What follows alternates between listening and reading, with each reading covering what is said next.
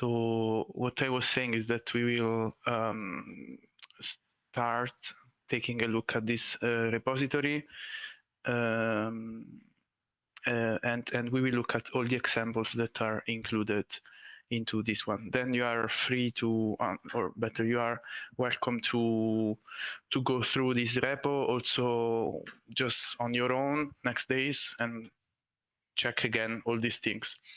So hopefully now we can manage to write something into your plugin. We can manage to write something into your plugin from these snippets of code. But yeah, so if you want to put some effort now together to do that, and maybe something will already work out of the box. But yeah, also next days probably is a good option. Okay, let's not lose time. So I also, is it better to git clone or git fork? In this case, git clone is fine because the fork will generate a copy of this repo into your GitHub. In this case, you don't need to copy it into your GitHub. You just need to clone it in your local. So clone is enough. Also, yes. So going into the folder. Andreas, yes. Could you put the address of the repo, because I just arrived now. Yes. So let me. If you copy it in the chat. Yes, I will. I just lost. Yeah, the slides. It's here. Okay. Yes. So it's this one, and I will copy it in the chat. There we go. Okay, you should be able to click it. Okay, so taking a look at this repo and at the folder in this repo, there is a README here, and README is attempting to write to say a schedule. That is what we are going to do, and then there is some explanation on the training material. So yeah, this is a small explanation, and then basically each of these bullet points here are pointing to one of the files that are inside. But there is also a glossary with some main concepts that are commonly used and that you can go through. They might be useful. Yes, so what I wanted to show is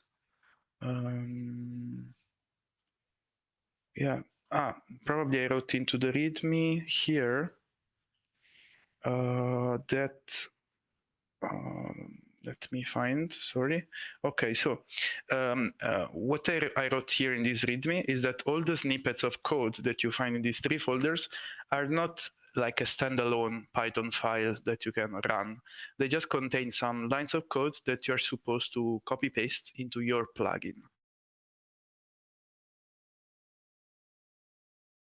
Find into my GitHub this NOMAD-AA-plugin that is actually implementing all the examples that are shown in these folders. So if you don't manage to make them work, you can just submodule this plugin into your development environment, and then you can test and check all the tests, all the snippets of code that are included there. So they should all work out of the box. But now we will go through them one by one. Okay. So the first thing we need to do is to check out the schema. So we have to write a schema, and yeah, that's pretty much what we need to do as the first step. So the first thing I would like to point out is about these mdef attributes. Okay, so I will jump directly into the code. So I opened this mdef_attributes.py, and yeah, apart from the import that are just here, we find a couple of classes here. We can directly look at my example class, and if we open it, then we see that there is a docstring that should always be included when writing your own class, where you write and explain what are you doing. Then in line 64, apart from the name of my class, there is also in brackets the inherited classes. So in this case, I am inheriting from this archive section. That is the general most thing we usually inherit from. So whenever you don't have any other idea of where to inherit from, then you can just use archive section. In other cases, we are going to inherit from other things, for example, physical vapor deposition or process or measurement or whatever. But in the case of a pure one, this is the thing, archive section. Yes, so that's pretty much it. Then the first property we find inside is usually this mdef. So as I said before, m underscore means meta info. So in this case is a meta info definition. So here we are giving some definition of our class. So what we need to do is to use this section class inside here. And this is just a name that was given to the class expected into here. So there is not a reason for which this is really called section, apart from the fact that, yeah, this class can be a section of our archive. So what is defined into this section? There are several attributes that are specifying some of the features that we will find into our UI, into the GUI when opening this class here. So the first thing is the category. And this means that all the classes should belong to some category. And in this case, as you see, I generated a connected dedicated class that is called entry data category. And this is just giving me some label, and then this category can be used in here. So whenever I use this thing, all these classes will be collected into the ELN into a specific category. Let's say that to follow better what I'm saying, we can go into one of the distribution that are available in the web of our Nomad, and we will go in the Test Oasis Nomad. So you can write down this link here. No, better. I will paste it into the chat. And so this is an Oasis distribution that we are providing that is available on the web, and it is using the same account of the global Nomad. So if you have one, you can just log in with the same. Otherwise, you can create it very, very quickly. And it is a test Oasis. So the difference visually is that there is this green button, this green circle here. And if we go into the Nomad staging, that is our global Nomad, that is accessible through this other link that I'm posting here, then we will see that that circle is not green and is blue. So whenever you will deploy your own Oasis, you will see here a green thing. This means that something changes under the hood, but we are not really interested in what. So we can log in, and I hope that each of you have already some account in the global Nomad. But if you don't have, it's really taking a small amount of time to do it. And why I was doing that? Because I already wanted to show you the effects of this category and where it is used. So it's nice to see the direct comparison of the things we write in the code and how they look like in here. So to avoid any stomachache, I will just divide the screen, yeah, like this. And yeah, okay. So I will create a new upload here, and then after creating a new upload, I can create from schema. So in this case, clicking this button here, I can create a new archive file based on some available schema. So in this Oasis, there are several plugins already loaded.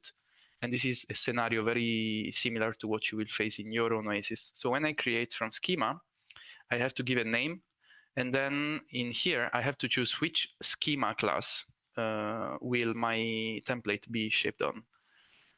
And these are the categories. So you see here, there is perovskite composition, Nomad measurements, Jupyter notebook, tools, solutions, catalysis, basic ELN, etc. So these are exactly the categories I was meaning. So whenever you use for a class, a category, it will be grouped in this way. If you don't use any of them, you will need to go to the very bottom of this list, and you will find other. So this category is where all the classes without a category are being collected.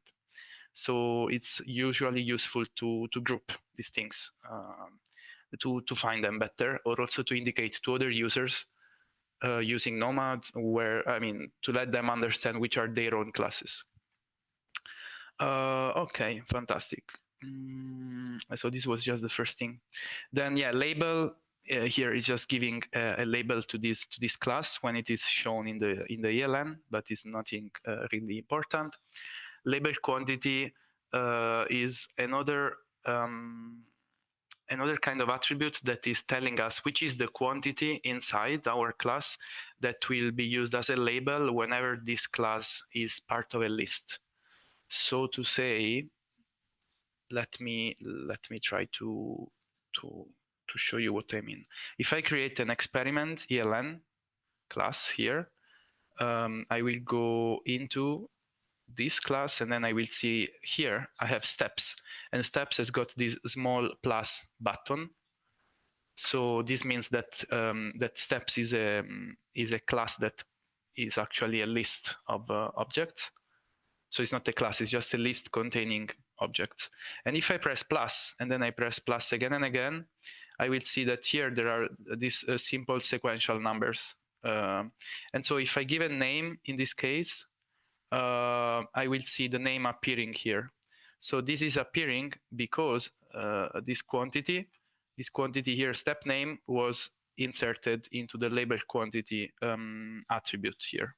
So we can decide which one of this quantity will give the label to this list. Is, let's say, a secondary feature, but let's say it's a detail, but it might be very handy when doing the everyday job. Okay, fantastic. Then the A template, this is just made to give automatic, to instantiate automatically some of these subsections whenever we instantiate some class. For example, I start again to show what I mean. So I create a schema that will be again my experiment, and whenever I create it, I open it, and then I can, if it's responding, I can scroll down, and I can see that this steps is gray, is not black. So this means that it's not instantiated.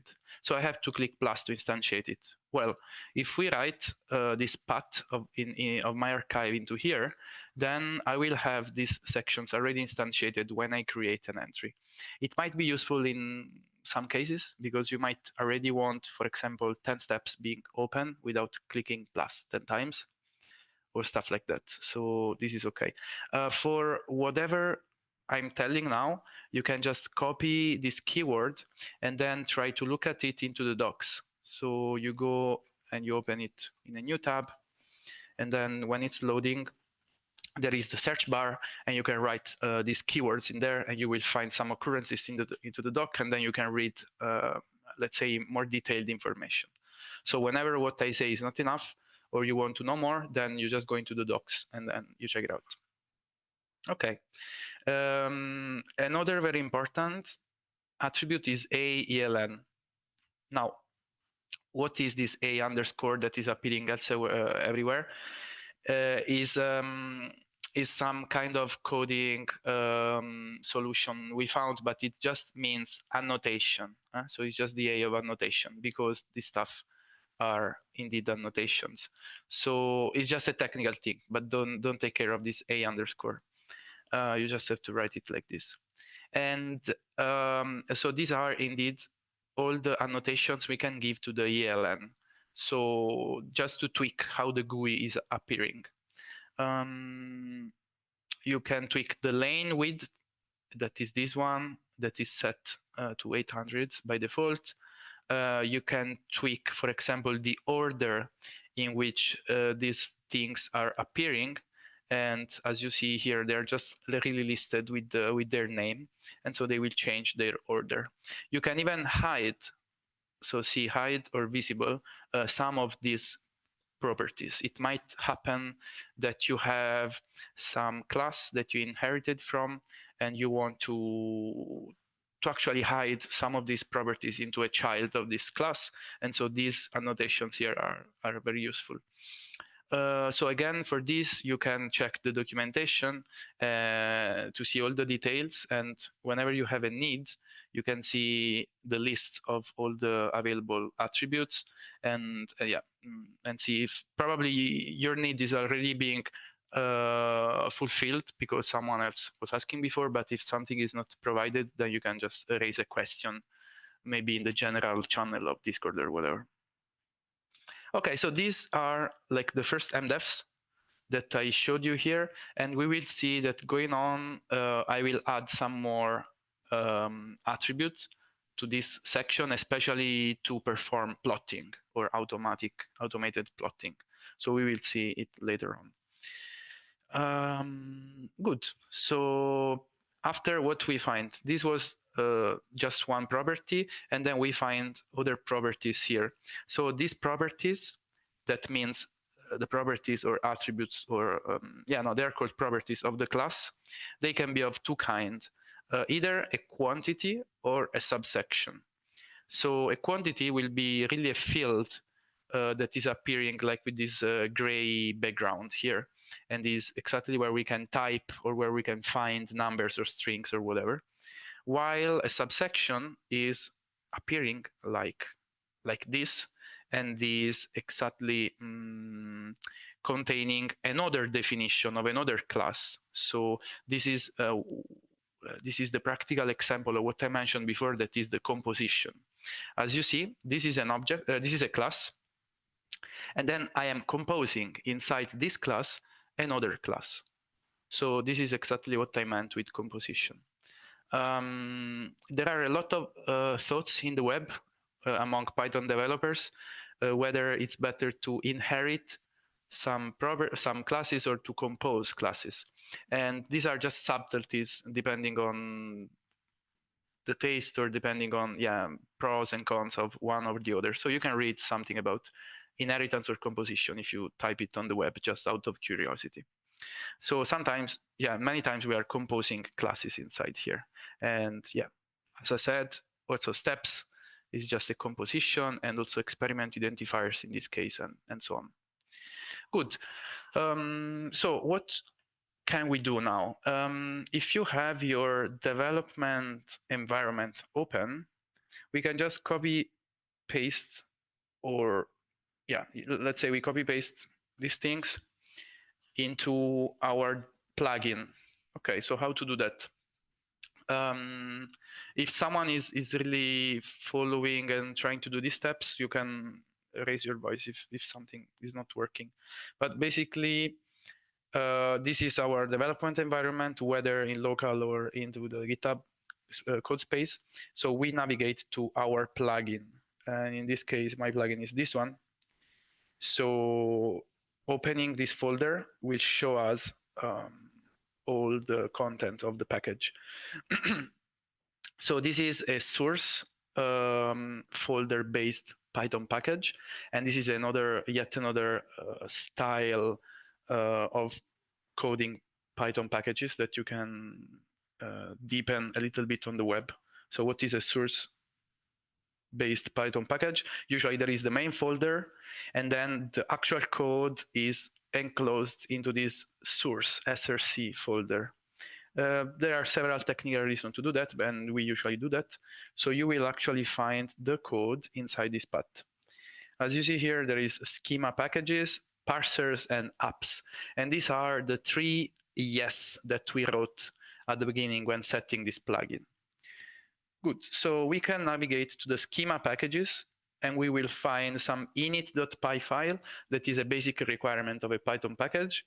And then a schema package.py that is the file where we are going to put our classes. There is already something because this template of this plugin already contains no, actually, no, it doesn't contain all this stuff, but this is my own plugin that I already tweaked, and so it already contains a lot of classes. But let's pretend there is nothing in here. We can just paste what we found in this file I showed you before.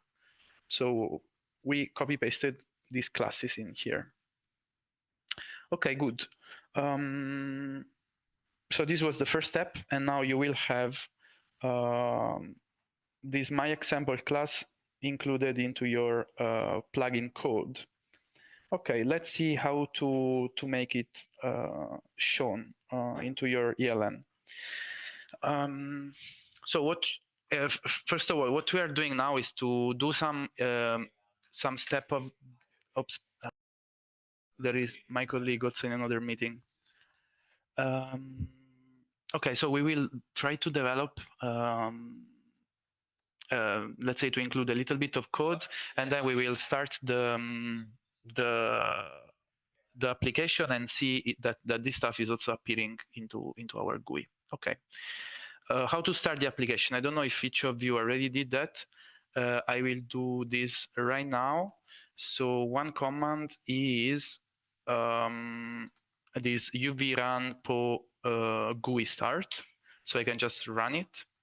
And then I will click here, split terminal, to split this terminal in two. So in this other terminal, I can run the other command that is uv run po start.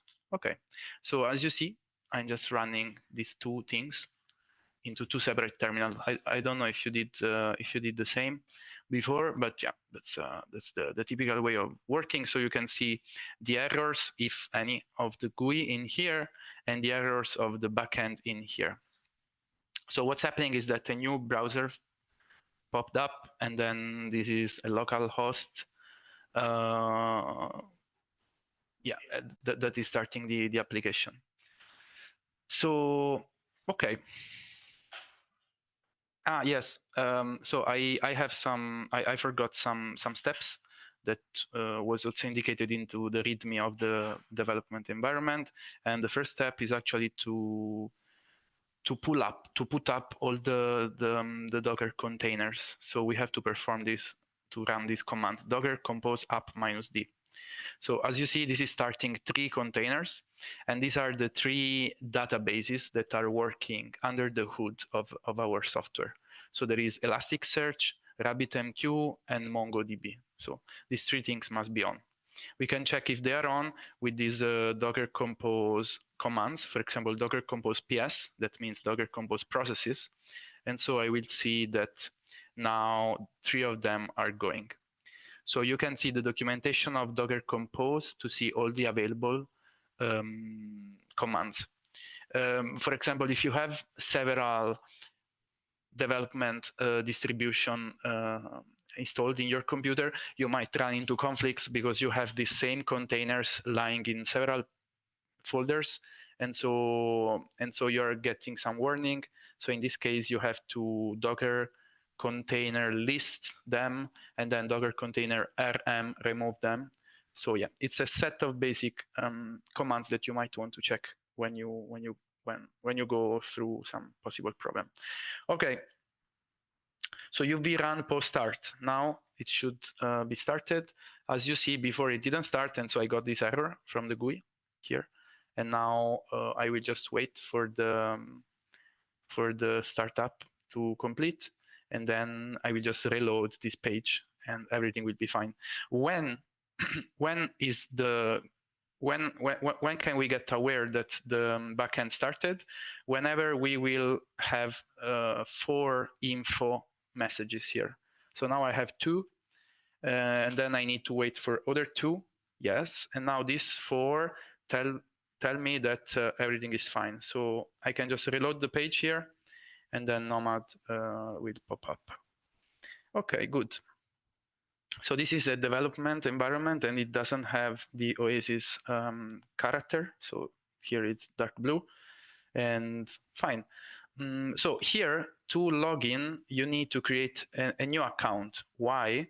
Because the key clock, so the authentication database for the development environment is not the same of the one in the official distro. So you just need to create a parallel account that will communicate to this database here instead of to the real one. How did we communicate this? This is just a a curiosity, so if we look at our dev distro, we have this nomad.yaml file. This nomad.yaml is very important because it contains a lot of settings that you want to set on startup to your Nomad. And so as you see, the first 2 lines that you will also have in yours contain this key clock and then the realm name that is faird nomad test. So this is our dedicated realm, so our dedicated key clock database that is still online in our server, but is not the same of the official one. So you will communicate to this authentication database when using this realm here. Okay. Fine. So now all these things are happening. So what we see here is that I logged in. So probably you have to do another account, as I said, for this one. And yeah, Leonardo, I see some questions. Yes, sorry, I'm following what you're doing. And when I run UV start, I have an error about, and it says something, it's complaining something about what we copy and paste inside the schema package, I think, because it says that something is not defined. I see. Yes, makes sense. Makes sense. So it's good that you are seeing this error, so we can see exactly what's happening. So what you pasted was those lines here, and those lines here contain some import from maybe something that you might miss. So for example, this, yeah, you see heater temperature here is not defined anywhere. Exactly, okay. The temperature is complaining about heater temperature. Good. So let's write together this. So we write class heater temperature, and then this will be an archive section, and then we just write one example property that we will call as test, and we make it as a quantity, and that's pretty much it. Okay, so now you can try to start up all the thing again, and it will not complain anymore because it found this class somewhere. Yes, good. So many times it can happen that instead of declaring this class in the same place, you are importing this class from some community plugin or some more general plugin. So you might actually, in the original code, this heater temperature was something I was importing from somewhere else, but now I removed the import from here, and so we're just declaring it again here. So you can try again and see if it happens. Okay, good. So another thing we need to do before really seeing this example class appearing in our GUI, we need to do something more. So what we need to do is the following. As I said, this archive section, inheritance, is the most general one we can have.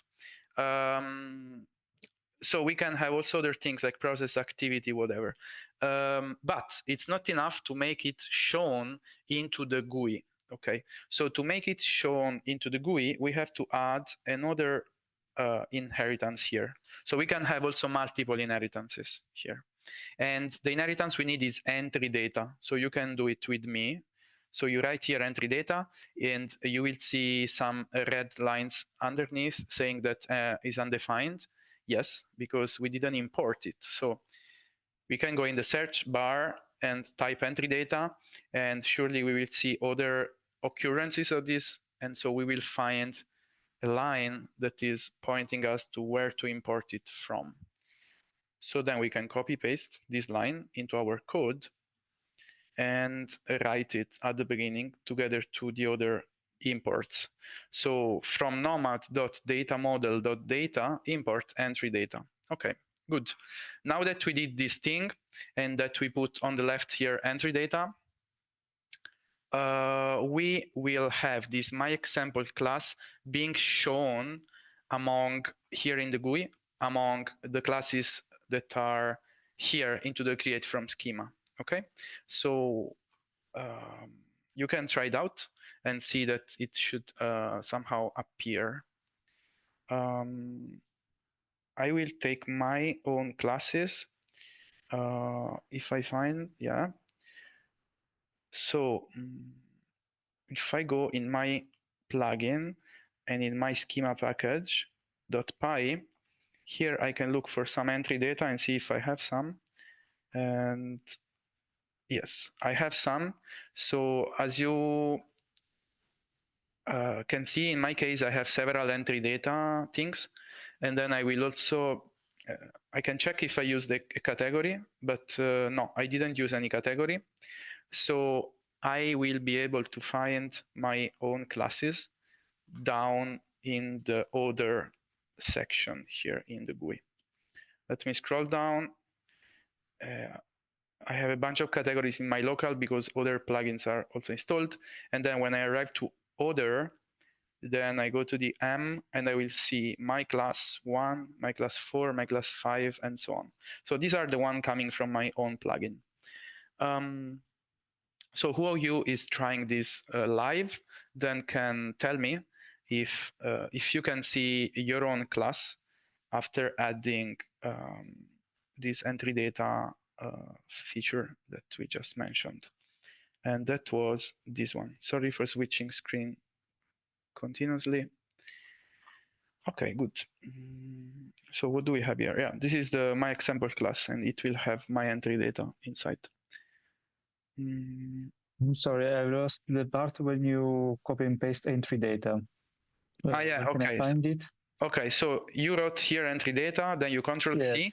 and into this same repo, area A examples, you can just look it into the search bar. You write entry data, and you will see a bunch of occurrences around. So you find one of them that is import entry data. You click it, and you will be directed to where this line is lying, and you just copy paste it. Okay. Okay, thank you. Yeah, very welcome. And you copy paste it in the file that you were modifying, that is your schema packages. And you will be able to see this my example class in there. Sorry, instead I lost how you somehow, let's say, link this piece of code you are modifying to the Oasis where you create and you upload. Yes, I mean, yes, okay. Yes, so I linked it, I just copy pasted it into this plugin that we created and that we... Yes, the one I didn't create because I lost everything. Yes. Okay, that's fine. Okay. Maybe, yeah, you can create it in No, the but I mean, the general idea is that you are logged in. I mean, how can they be linked? Because I am the same user logged as, I mean, on the Oasis, I see let's say my plugins because I somehow is the same user. Is it that? No. Okay, so let's say that... Yeah, just to know. Yeah, sure. So this is just some example code that is placed into the area A examples. But what I am referring to is that if I take my development environment, then here I have my own plugin that I installed. And so there is some stuff in here, like schema packages and some classes here that are actually written into my plugin. So I am looking at this into my into this infrastructure that I run. Okay. So when I run this Oasis, I see my plugins. Yes, exactly. Yeah. So whenever your plugin is created and loaded in here and appears into the packages, and then you start up this infrastructure, this and this, then in the browser that is opening up, then you will be able to see exactly everything that is in these packages that you installed. Okay. Yeah. And yes, so one thing you can do if you didn't create yours is just that you some module my plugin that contains all these examples already done. So let me post the proper link, so maybe also more of you can do this. You just git add this plugin. Okay. So I will go here, NOMAD AA plugin. I will copy this and then I will post it in the chat. So git submodule add, then this, and then packages / nomad AA plugin. Okay, so you can run this code here. I don't know if you can copy.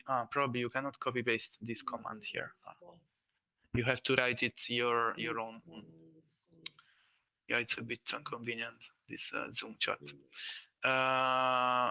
Yes, and after this you do uv add packages nomad AA plugin, and this will lead you to have this small example plugin that I prepared containing all the examples that I'm going to show from this example repo. Okay. And this might be very useful because all the things I'm talking about are already coded into there. Okay. Let's see if this can be like a good way of doing. Nice. So this was the very first attempt to create some classes and to understand what is written into these classes. At this point, there is maybe to mention again what I showed you in the slides. And so if I take, these levels of schemas, so the standard plugin, so they contain a bunch of classes. And so what you should do, like before writing your own class from scratch, is just to go into this code and check if something is already existing or useful for you. And so you will find a lot of techniques here already. And so it will be nice for you to take a look at these codes. And even to write issues or pull requests into these repos. Let me show you what I mean with this. So if I follow a link, then I will go to this repo. And as you see in the top bar, there are issues. So this is where you have to go when you want to communicate with us something. So you open a new issue, and then you give a title and you give a description of your issue. And then this issue will be addressed by me or by the other colleagues here. So whenever something is not clear or is not correct or whatever, this is the usual thing. And this code is being curated by us since now like 1.5 years or so. And so inside here, you'll see a lot of files and classes. Yes, this is just probably a quick way to to start. Also, another quick way, still from the slides, you can navigate to these plugins here already prepared. For example, to the ICAZ plugin. If you navigate there and you clone and even install this plugin into your development environment, you will be able to see a wide variety of use cases that are being implemented and that you can get inspired from or even just copy paste them. Yes. So in this case, for example, I'm opening the MOFPE, that is metal organic vapor phase epitaxy. And then if I open the schema, I will see like a very long file, but this is giving you already a hint of all the classes that I imported to use from the community plugins. So it's giving you a nice hint on our status of development, because here I'm really importing everything that I need and then using it. So you can have good hint from this code. So you can go through it on your own. Okay. So given this, we can go on with some more like tips and tricks of the thing. The next stuff I wanted to tell you is about nesting or referencing. So which is the difference? So we can do two different things when we want to compose objects. So composition of objects means like nesting inside inside each other, different classes. So if we nest it, it means that this class will be composed inside, and it will belong to the same file. It will belong to the same file, so to the same archive file. This can be done whenever we are composing this archive just in one place, or maybe in one laboratory or one user. But many times it happens that data comes from different labs or from different users, or it's even created asynchronously in different weeks. So in that case, it's useful to split these archives in several and then fill them in different labs or whatever, and then reference them together. I will show you the code here, and then I will show also an example from the GUI, so just to have a feeling of how it is. So the first case, the nesting, is what I already showed you before. So we have a class, and we have a composition, a property inside that composes some subsection. And this subsection will have exactly this, in this case, pyrometry class composed in. So in this case, if I generate an entry of this class, then I will see a subsection inside, and then I can open it, and then I will see this inside, okay? And it's all the same file. The reference version of this is what is here above. And so we have a class, and instead of having a subsection as a property, we have a quantity as a property that has a special ELN annotation that is called a reference edit quantity. So this is giving us the status of a reference. So these are the two ways of writing. You will always find these snippets of code in this file. So whenever you think, I want to nest, I want to reference, then you can come back to this file and copy paste these lines and write them into your class. Now let me show you how it looks like. Okay, I will instantiate, let's say, as before, an experiment from the basic ELN category. And then I create it, and then I face this kind of situation. So the steps is actually a nested class, because as you see, I pressed plus, and then I opened one instance of this, and then this is all in the same archive. So it's not divided. But if I go inside this class, then I see that there are more properties and more things are happening. And specifically, I see that there is here an activity quantity. So it's a quantity because I recognize it's a quantity because it has a gray background. And so I can see that this is a quantity, while a subsection appears like this. So it's slightly different. Well, this activity is a reference edit quantity. So this is how those lines I showed you before are appearing in the GUI. You will get something like this with the name you gave to the property, and then here a small plus and a small pencil. So if you go on the plus, you will see create and assign a new reference. Or if you go on the pencil, you will see search for references. Well, this is how it works. So let's imagine we have our activity archive file lying in our database, and now we created this experiment that includes a lot of activities together, and some of them will perform somewhere else. For example, a characterization done in another lab. Then we can push the pencil, and then this thing will pop up, and we can show, or filter all the entries available that correspond to the proper type of this reference.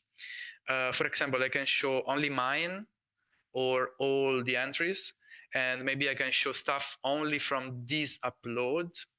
And in this case, it will be just the current entry, or I can keep tweaking these filters. But the main idea is that then I can choose one of these things and then just select it, and I will see the reference being written here. And then I can save it. So in this case, as you see, some post-processing went on, and so these things were filled. But this is another topic. And this was just the difference between what is a subsection and what is a referenced quantity. So in the case of a subsection, we will see it here in the same lane. In the case of a reference, it will be indicated just as a separate file lying somewhere else. And then to open it, we can push this small arrow here, and then we will actually open it.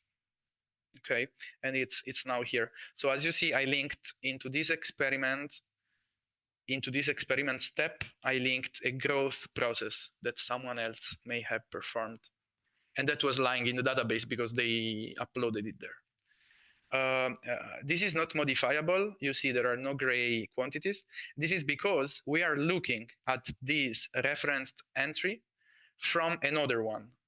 So it's not modifiable. To modify it, we have to access the entry itself. And to do that, we have to press this arrow here that will let us jump into the growth process entry.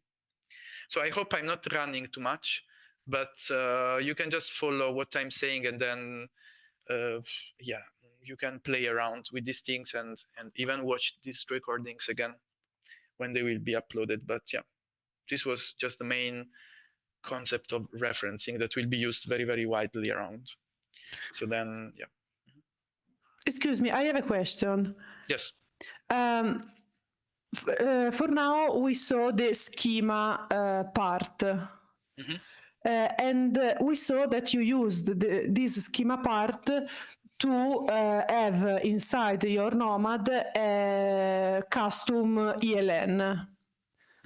But let's say that I'm not interested in having an ELN inside Nomad, but I want to, like, my goal is to develop a parser for a specific, I don't know, simulation, for a specific simulation. Do I have to still develop a schema or no? Yes. Yeah, you Okay. you have to develop the schema, and let's say that the thing that will change if you don't need any editability from the ELN is just that you will not need this kind of annotation here, because as you see, this annotation here is giving the editability of these quantities. Okay, so you get rid of this, but still you will need to write a class and write all the properties you want in your class, and then the parser will read your raw file and fill these classes. Okay, and this is always, or if, for example, I see that in other plugins there is a schema that is good for my needs. In this case, can I tell my plugin to use that schema, or do you have to implement it again? No, you don't have to implement it again.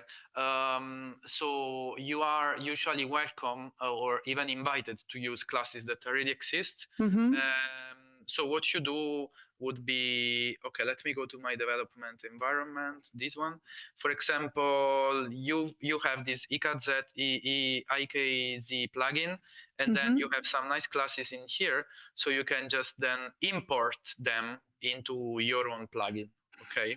So yeah, it's just about importing.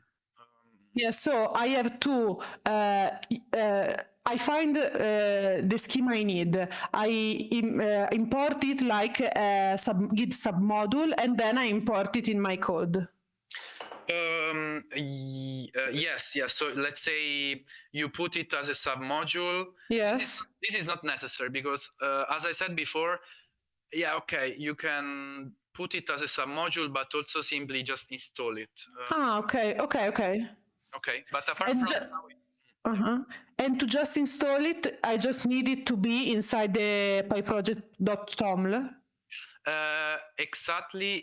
In every case, you need to write something there. You just need to write different things there, and I will show you. So this is the TOML. So here you will need to write the Python package name you want.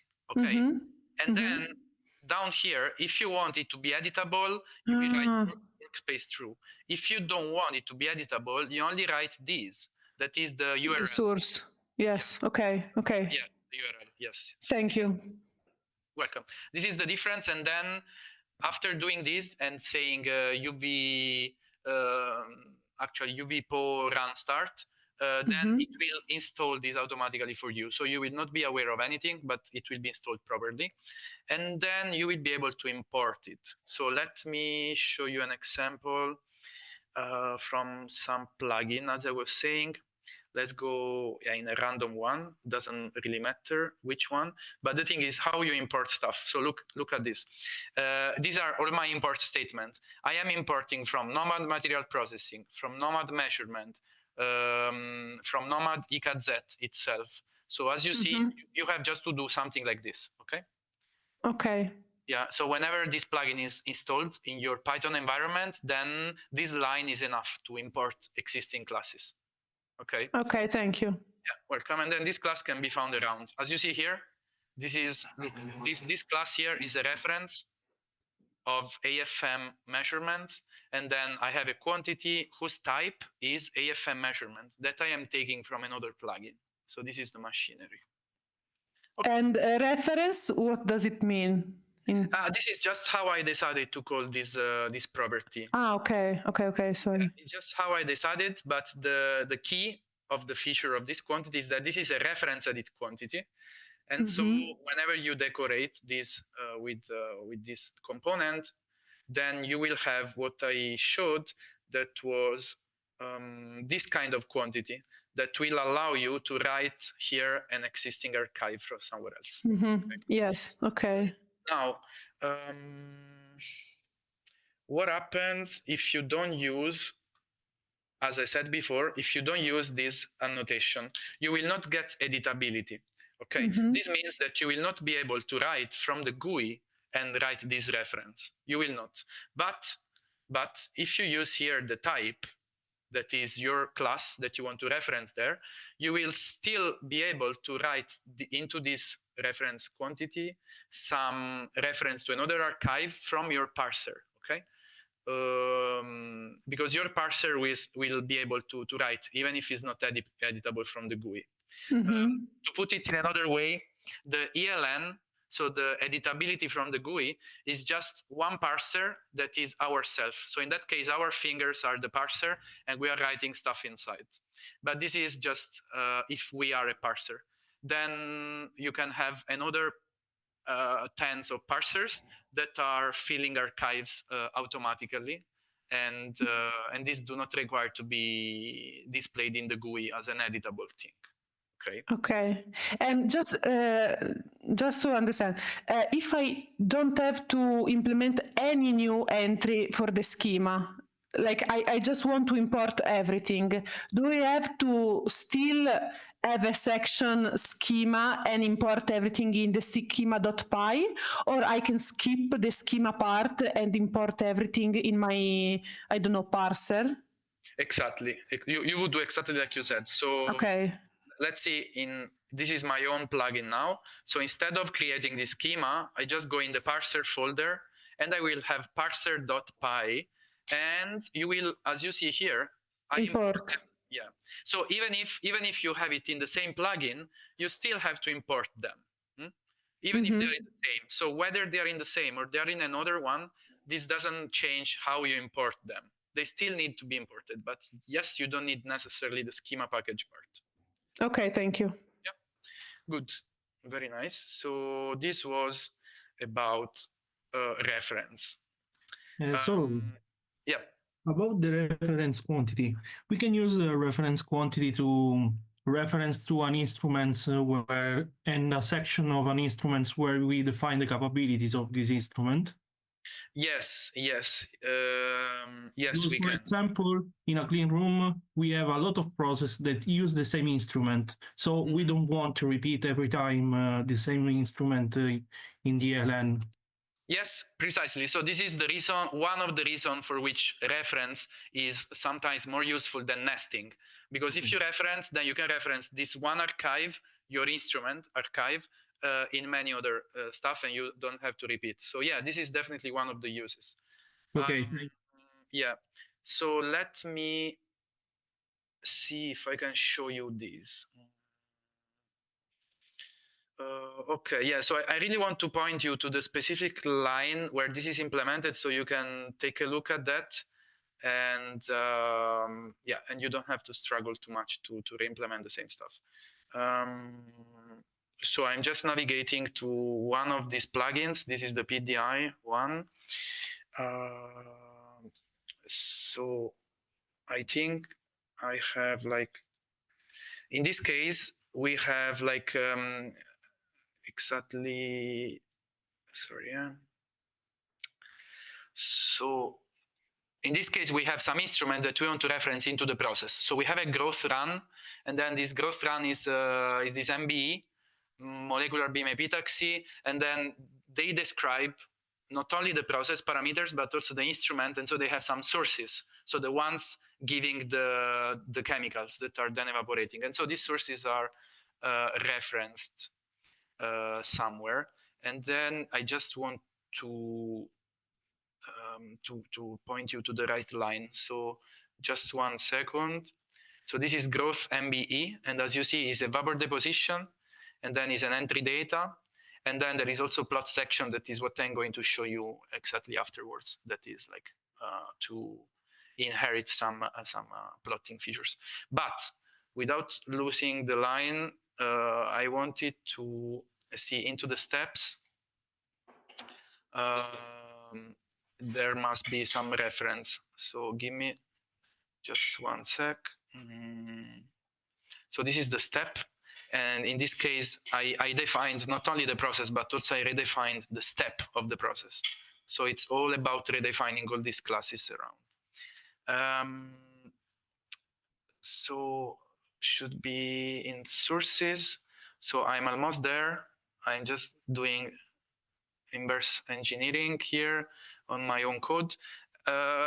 Yes, there we go. So there is the port. So I will just link in the chat to this line, and then you can navigate in there and look at the code. So in this case, I have a source that is into the process. So the sources can be bubblers or laser targets, so stuff that is evaporating. And then into this source that contains some process parameter, I am linking to the port that is exactly the hole into the machine where the source is mounted. So this is actually a reference edit quantity, and will link to a part of the instrument, okay? So not the whole archive of the instrument, but just a subsection of the instrument, because you can even reference to part of an archive. So if you have more questions specifically on this, you can just ask me on Discord, and then we talk about that in more detail. But at least this is giving you some hint. Okay, let's go on. So this was about referencing. As you see, it's already a fundamental thing. Let's go to plotting. So we want to have some automated plotting available in our classes, so we don't need to struggle with this thing. And you find in this file several examples with several way of plotting we have. Let's say I will go through all of them quickly. So recently we started using the Plotly Python package. So it's an external library implementing plotting features. So you can even use it from your bare Python environment, pip install Plotly, import Plotly, and start using it. So this is integrated in NOMAD. This means that we're using the very same syntax of that Plotly there. So we have, you can just read the Plotly documentation if you don't know it. And then there are here examples implemented that are fulfilling the main features that you can just copy paste. What is happening here? You don't really need to understand right now each of these lines. You just need to know that the X will need here one of the quantities that you define in your class, and the Y as well. That's pretty much it. So these things must have, these quantities must have another attribute that is telling us that the quantity will be an array, and this attribute is the shape. So we want to tell that the shape is not scalar. I mean, you can also do a plot with a scalar thing, but it doesn't make sense. So usually you want to plot array stuff. So this is the thing. And this is specifically using the express method of Plotly. So there are two methods. Express is the quick one, as you can imagine from the naming. And yeah, here I just included some layout tweaking, basic layout tweaking. But for this, you can really look at the Plotly documentation, or even better, look at all the Plotly instances that we did all around in our plugins. So this will probably leverage your work. So that's why I keep repeating that in into the dev distro, it's very useful to use the search, because I can just look for Plotly, and then all the occurrences are spotting, and then you just have to look at the specific plugin that you want. You can even close these files and look at some of the occurrences and see practical examples of implementation of plots around. So as you see here, there are a bunch and even stuck. Okay, so I will not talk too long about that, because it's like usually plotting is very annoying, and it must be figured out, and then once you do it, then it's fine. But yeah, it's here. So again, the key is just to look through the existing code that we developed. Okay, this was Plotly Express. Then if we go to the next one, we see there is this order that I indicated here. This is a_plot. So you might find in some classes, especially the one you inherit, this plotting here. Actually, this is the code existing before we started using Plotly library. So this is our internal plotting mechanism. And I just placed it here if you have some problems with Plotly, but you shouldn't really use this. It's not harmful to use it, but better not to. And yeah, that's one example here. You can play around with that. Why I used here in the X and Y, why did I use this path? Because if we look at my class 2, it has a subsection that is called my class 1. Let's scroll down, it's here. And then I needed to indicate /0. Why? Because there is a very important attribute to this subsection that is repeat true. So when we use repeat true, we are telling that this is a list of objects, exactly like I showed you for the steps into the experiment. So this is important if you want a plus into the GUI and you want to click plus and have a list of objects. And whenever you do that, your plot must point to one of those. And so that's why here is pointing to 0.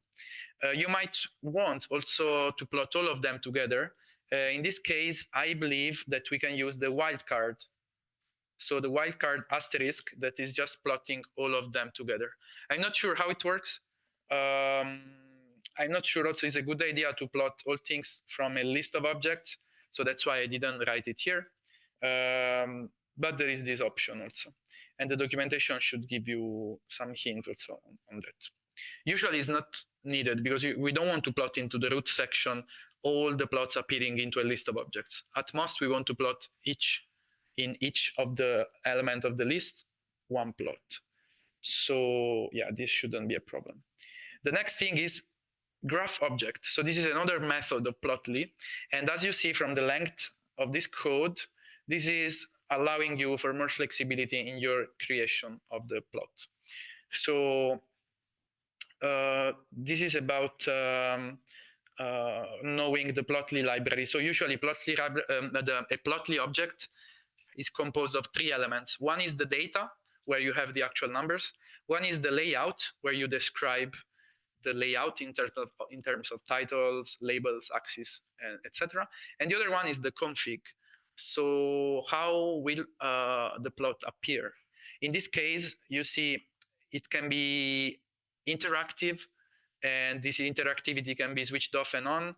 It can be responsive when you pass the cursor on top of it, and a lot of nice stuff that you want to try out for your plot. So this is pretty much all about that. And yes, and then we don't have any more plot annotations in the subsequent classes. So yeah, actually we have one more. So there is my class 4. And in my class 4, in here, you see there is no mdef, because I just need the mdef that was defined into the parent. So I don't need to redefine an attribute. And so, yeah, small parenthesis, whenever we inherit, as I said, we inherit the properties of the parent. This means that all the attributes defined into the parent class are brought to the current one. So we are explicitly taking everything that is in here and in here. And so, yes, but we are free to pick again those attributes and redefine them, so to extend them. This is a typical object-oriented practice. Okay, good. So where did I put the plot here? I put it in a new part that is another pillar of our machinery. If I scroll down into the class, I will see all the properties. And then at the end of the properties, I see a method, so a function written with def. And this function is called normalize. So this is a fundamental function that is usually part of the archive section class. So we are inheriting this one from the archive section, and then we are writing it again and extending it with our own processing. And this is what you need whenever you want to perform some automatic post-processing to your class. For example, I don't know, take my value piece and multiply it by 2 and write it into my time piece quantity or things like that, or normalize a spectrum or whatever. So whatever post-processing you want to do is done here. And this is the part of processing that I was telling you before is run again when you save your quantity. Let me show you from the GUI 1 second. It's here. So this is my local. I will create a new, again, a new experiment because this is fine to show it. And then I will take the basic ELN experiment. And I will do the very same thing I did before that was linking to an activity. Okay, so I linked. Now I press save, and you will see these 3 quantities here being filled. So this is some normalize function. So some code plays into that def normalize in this class that is performing some checks and saying, hey, if this quantity is filled, then pick this and this value from inside and bring it outside and copy it here. So this is the very general example of what you can do with the normalize function.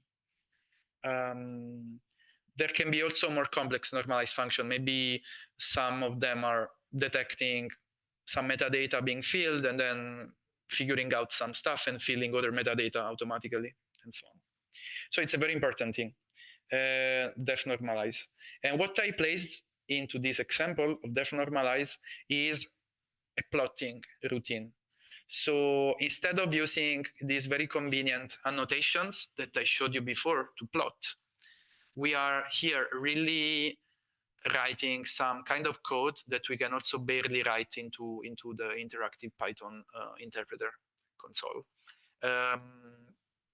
So why would I need to instantiate this figure object and then fill it and then send it to here?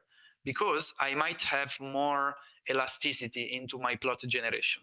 So if you want a very peculiar, strange, nice plot that is not provided from the basic features, then you might want to use this kind of plotting strategy instead of the other. If you need just common normal plots, then that is probably enough. But you know, many times can happen that you want some special lines in your plots, or you want to put together many arrays and maybe to post-process your arrays, I don't know, to divide in steps some process, I don't know, and plot them. There can be many reasons for which to write this. So you have an example of this, and yeah, and this is working. So as I said, it's enough to load the plugin that I developed, this NOMAD AA plugin, and then I can show you what we get. I will instantiate some of these classes that are into the plugin, and then you can test them when you have time and check that they are actually working. So let's instantiate to start my class 1. So I create, and then I have my class 1, and as you see, there are these 2 arrays, and these 2 arrays are even editable, so they appear pretty ugly, because whenever I write a 5 or a number, and then another number here, there will be another space popping up, allowing me to write more stuff. But okay, this is just for example. You don't need to fill arrays manually. You can fill them with a parser, so automate all the stuff. The thing is that this plot here is now empty, but when I save, this annotation is being understood, and then this plot is being visualized. this means that if I add more points and then I save again, I will see this plot being, you see, being again updated. So what does this mean? This means that even if you wrote your plots as annotation, they are under the hood still triggering some normalization, so some processing that is happening under the hood every time you save. So this is just a more convenient way for the user to write a plot. They don't have to get mad with the normalize function, but these annotations here are actually picked under the hood, and some processing is happening. Okay. The other classes appear pretty much the same. They appear pretty much the same, but I will just try to load them to show you a little bit.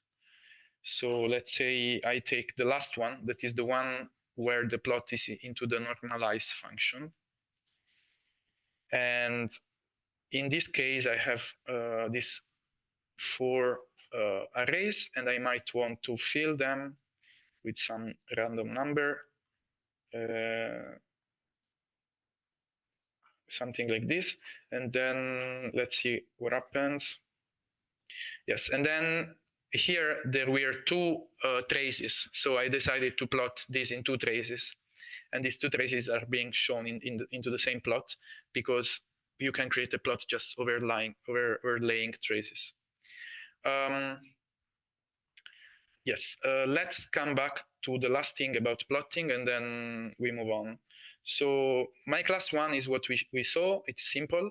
My class 2 is a little bit more composed, because it has composed inside, indeed, my class 1.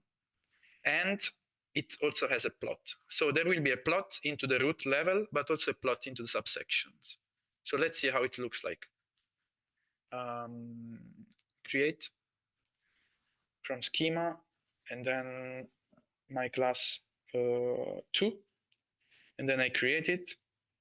And then, as you see, I have an empty plot here, and I also have my class 1 that is now not instantiated, so I can press plus. And then I can even press plus many times, and then I will create different instances. And let's try to fill it. So 6, 7, and then I save. And then, as you see, a plot is being generated here, and a plot is being generated here. So let's see what happens if I fill another instance of those. Okay, let's save it. Good. So here the plot appeared, but here it didn't change outside, because I planned it to be like that. As I said before, the plot that is appearing into the root level is being picked only from the first of these instances. Yes, so in case you want to stack all the plots from subsections, you probably want to do it manually with the normalize function, and telling, hey, add a trace from each subsection you find into this property, and so on. So I hope I gave you an idea of the plotting part. And yeah, so this is like something you will figure out after you write your schema. So you will first define all the structure you need, and then you can do this decoration around that. Yeah, it's not decoration, it's more than that, but yeah, writing the schema comes first. So this was all I wanted to say about schemas, and I didn't say much, just few tips around, but then it's just about looking at the current schemas, and maybe I think also look a little bit at the documentation talking about base sections, just to enter in our head and how we designed this base section data model. Maybe I can give you just 10-15 minutes description of this, and then we might have a coffee if you agree. So let me go to the docs. I'm going to show another pretty important page of the docs. So this is how they look like. And we can go in how to.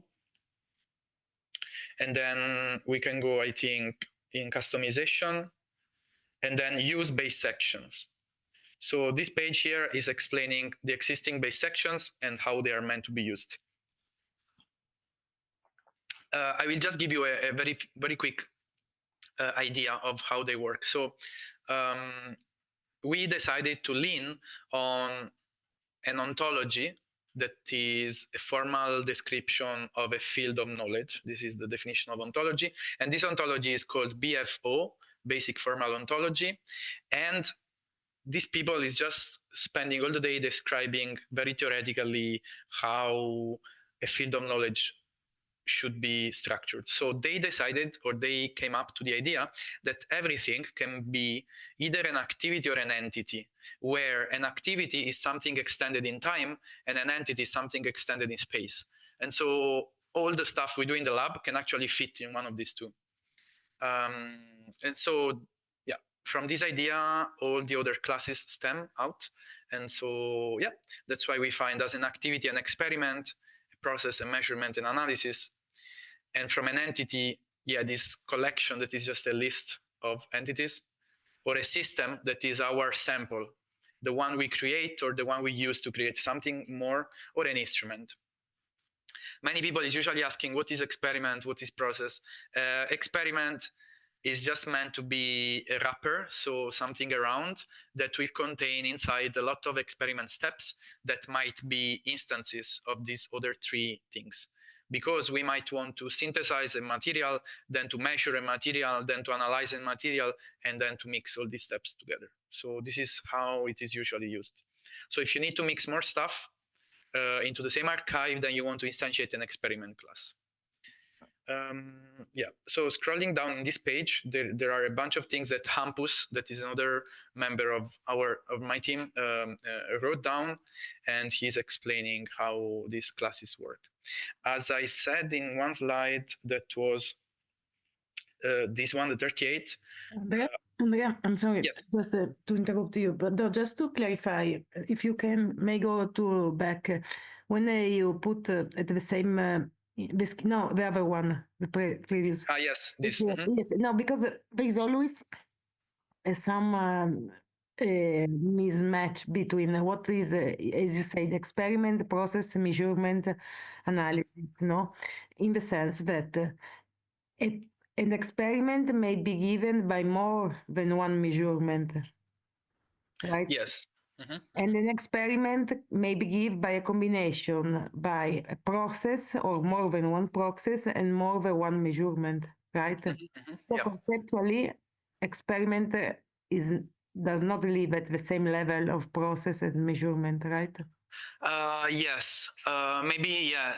So to say semantically, so for an ontologist. No, yes. From no, because in this by this representation, it seems that experiment, process, measurement, and analysis live all together at the same level, but it's not completely true because experiment is something bigger, let's say, that may include process, measurement, both of them, more of True. and analysis. So is it correct as I understand or not? So for this reason, you say you have to initialize an experiment entry. Yes, so from the inheritance point of view, they are really at the same level because all of them are really activities. Okay. From the inheritance. But how we use it, then we can see that the experiment is something wider than the other three. What we can do in the experiment is that we can nest also experiments. So we can have one experiment performed as a sequence of measurements or whatever, and this can be nested in an experiment that will also have synthesis, analysis, and whatever. So we can have multiple layers, but yeah. Yes, this is the use. Okay, thank you. Yeah. So I can show you maybe one experiment that I have from this PDI, and I always bring up this plugin because it's the latest I was working on, and so it's in a way newer. So PDI MBE plugin, blah, blah, blah, experiment. So I create this experiment. What do I have inside here? I have this bunch of activities, okay? So these are the things that are filled by a parser that is reading the log file from the machine. This is an activity that is filled from the ELN, because in this case, the user just want to give a step name and then maybe some ending time and things like that, and maybe some free text comment. And so then whenever these things are done and saved, then this datetime is also used to divide the log files into steps. What else? We have a description, of an entity that is a substrate holder, because these guys really wanted to have entities or archives of substrate holders lying in their lab, and then they reference them around. Then there is characterization, is a bunch of techniques that they use. And then there are the common steps. So why am I repeating, in this case, these activities and then the steps? Because the steps property is inherited from the very general experiment class, while these other ones are just defined into the lab, because the users wanted these activities to be highlighted. They didn't want to have all condensed in steps. So what I'm doing afterwards is that on save, when these things are filled, these are being also dragged into the step lists. So into the step list. So these are being dragged afterwards by normalization. And I'm doing that because we would like always to find a part of information in a standard place. So if I will leave it only here, then only the people from the MBE lab in the PDI will understand that this stuff is here. But if I drag it into the standard place, then we can start talking about fair data. So because everyone will understand that an experiment is made of steps, so you have to look at the steps to find some information. And this applies to every single section of every single class. So it's a little bit longish, to deal with that. But yeah, the suggestion is that you might start with your own lab things, and then you might start to invest some time into making your data more fair whenever you want to, whenever you know exactly what you want to share with other people. So whenever you know what you want to share, then you start putting it in a standard place that is recognized by everyone. This is the main take-home message from this. Okay, good. Okay, so thanks for the question. And I think I was saying that the schema part was almost done.